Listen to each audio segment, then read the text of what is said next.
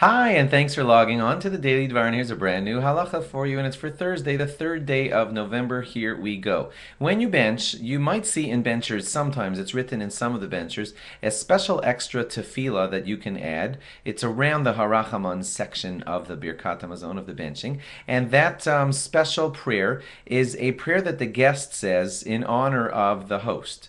And what that means is that since the host was so nice to have you at his table, then you can say a special blessing asking that God protect and take care of the balabais, the owner of the house, the one who just fed you the meal. And it's written in some of the benchers.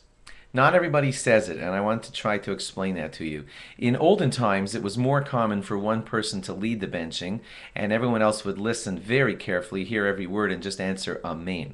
Now we all have benchers. A lot of us know how to read, and it's easy for all of us to say the Birkat Hamazon, the benching, ourselves. So the way it used to work was when one person would bench for everybody, they would often give that honor of the benching to the guest, and the guest would be therefore in a great position to bless the balabais, the owner of the home who has fed them all.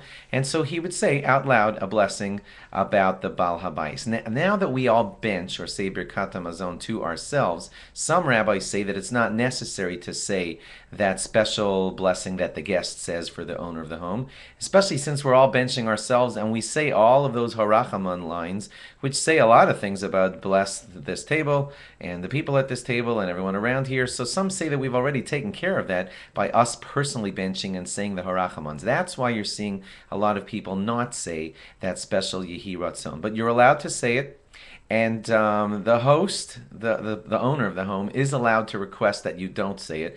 If he's like embarrassed or he doesn't want it, he can ask that. And if he asks for it, then you should not say it. But it's certainly okay to say it as long as he's not barring you from saying it. There's nothing wrong with saying it. Should you say it when you're at your own parents' table visiting or your in-laws' table? So some rabbis say yes, and some rabbis say no. There's even a debate amongst the rabbis as to where it actually is inserted in the benching, but follow your bencher and you can insert it where your bencher has it printed. You're allowed to say it on Shabbos also, even though on Shabbos we don't make too many of these prayer type of requests like a lot of the ones that we say on weekdays, but this one is considered appropriate and proper even for Shabbos, so you're allowed to say that on Shabbos also. So bottom line, some rabbis say yes, some rabbis say no to this blessing. Some say yes and no to doing it at your parents' home or saying this blessing at your in-laws' homes. Some argue about where it's placed, but the bottom line is it's okay to say it. The only time that you wouldn't say it is if the host actually asks you and says, please don't say this prayer. It'll embarrass me or whatever. If you don't know what I'm talking about,